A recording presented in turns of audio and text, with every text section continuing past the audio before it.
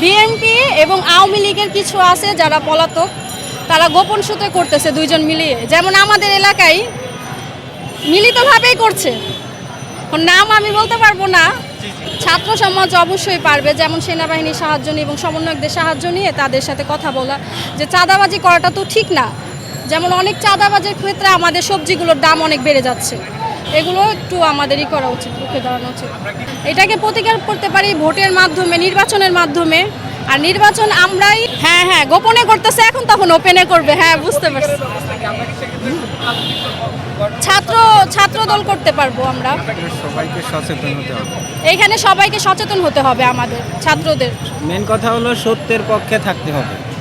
আমরা দেখছি যে আওয়ামী লীগ যাওয়ার পরেই মানে নব্য বিএনপি হলো আরেকটি কুচক্র হলো বাংলাদেশটাকে আবার দখল করে নিচ্ছে। এটা আপনি যেইখানে যান, গ্রাম থেকে শুরু করে শহর, জেলা শহর, ঢাকার শহর, অনেক জায়গায় এখন বিএনপির আধিপত্য অনেকটাই বেশি।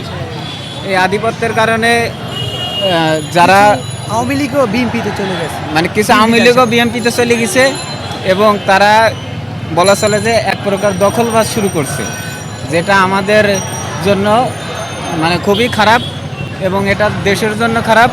আমাদের প্রতিটা মানুষকে প্রতিটা জায়গা থেকে সচেতন হতে হবে। মেন কথা সত্যের পক্ষে দাঁড়াইতে হবে।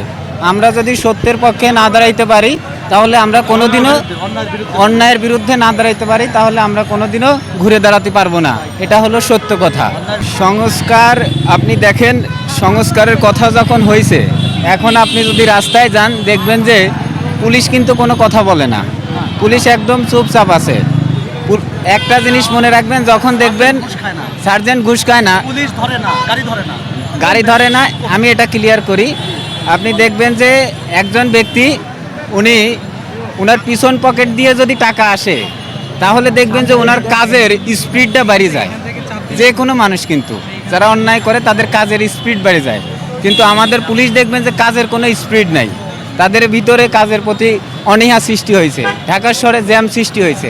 এটা সম্পূর্ণ দায়ভার কিন্তু পুলিশের। হ্যাঁ, এটা যে গণ অভ্যুত্থান হয়েছে, এটা একটা নতুন রাষ্ট্র সৃষ্টি হয়েছে বলা চলে। ৭১-এর পরে ৫ই আগস্ট নতুন একটা রাষ্ট্র সৃষ্টি হয়েছে।